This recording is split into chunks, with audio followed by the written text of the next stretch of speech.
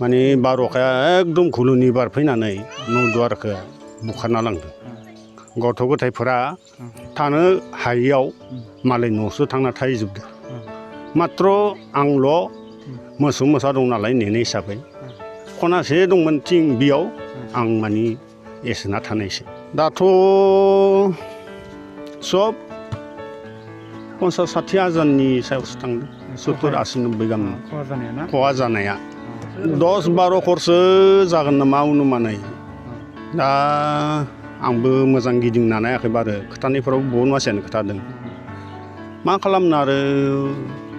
मालाय बार'खादो फैनानै बुफायलांनायखौ जों इफोरखौ माने कुनु मिथिनो मोना जाहैबाय ना मोनसे हावानि खोथा दा बिदिनो खाथुम खुथुम थाफिननो नागिरदों थिं माखायाबोथ' सब जिजोब्बाय बाथाम बुथाम माखायाबोथ' सब बायजोब्बाय बायना लाहैनोबो माने बोजोंबो उफाय गैया दा माने खाथामनानै ओरैनो थाफिनसिननांसिगोन सरकारा माने नायफिनब्लाथ' जों लागिबाय मोजां जायोमोन सरकारा नायफिनगोन ना नायफिना बेफोरखो जोंथ' आरो जाम्बा मानसि हांस्रायनोबो एसे रोङा सोरबा जुदि हांस्रायना होयोबा माने मोजां जायो होननानै सानदोंमोन आरो दा जुदि रावबो हांस्रायग्रा गैयाबाथ' ओरैनो थानांसिगोन जोङो उफाय गैया बिदि जाहैदों आरो आंथ' गामिनि जानानै आं बेखौ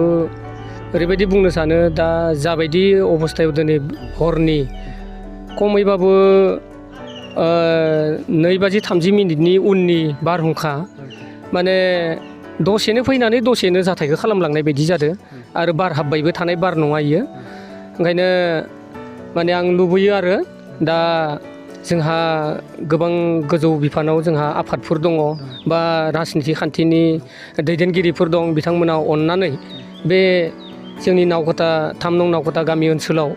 जिखिजन न' बायदो बिसोरनो एसे एनै माबा मोनसे थिं बायनानै खाथब खुथब थानो हानाय बायदि राहा होयोबा मोजां होननानै सानो आरो दाथ' दा बे न'खराव दा जिखि नोंथांमोना फैनानै नायदों बे न'खराथ' बहुदानो मिथियो हाजिरा बैनानै जाबाय थाग्राखा बेस्रा माने एसे दुखु मोनो आरो जोङो खिन्थु एसे एनै माने सरकारफोरनिफ्राय राहा मोनसे होयोबा मोजां होननानै सानो आरो आंनिफ्राय दिनै बे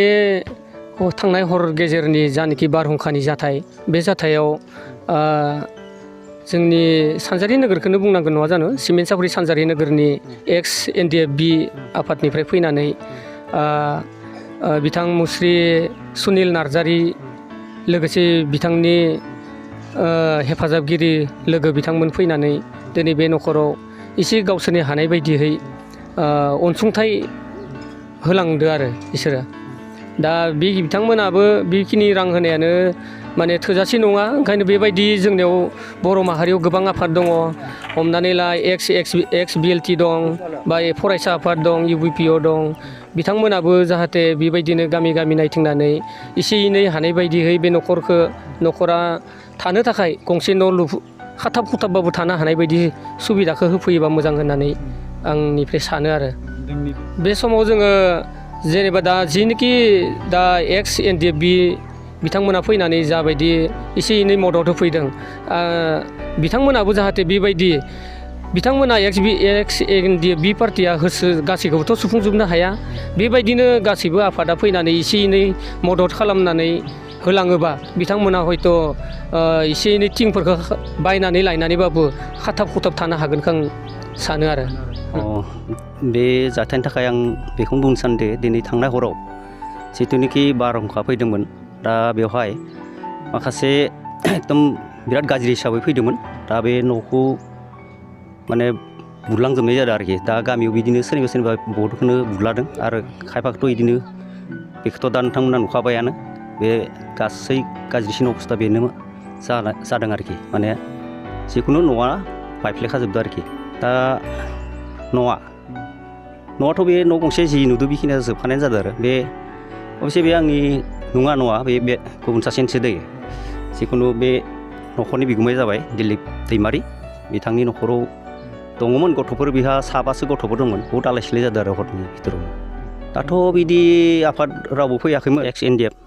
दा नोंथांमोनासो दिनै बे जाथायखौ नायनो फैनाय जादों दा नोंथांमोनाथ' नुबायानो बे न'नि अबस्थाया जाबादि गाज्रि हायोबा नोंथांमोननि आफादनिफ्राय माबाफोर अननाय दंबा सुबिदाफोर होनो हायोबा एसे बे न'खरखौ नायनानै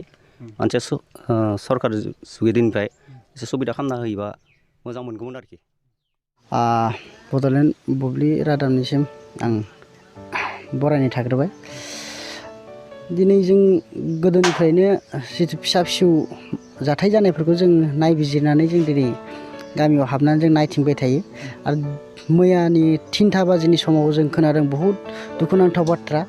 बहुद जाब्रबथाय जानायनि मानसिफ्रा बहुद खस्थ' जानानै दङ। सोरबा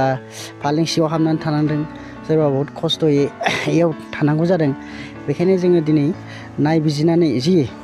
अनसुंथाइ थाइसे थाइनै जोङो होलांनो हायो बेखौ जोङो दिनै एसे रायजोफोरनो जोङो दिनै न' जायना गिदिर गिदिर जाथाय जादों जों बेनोल' एसे अनसुंथाइखौ जोङो जि हायो बेखौ जों होलांबाय दं।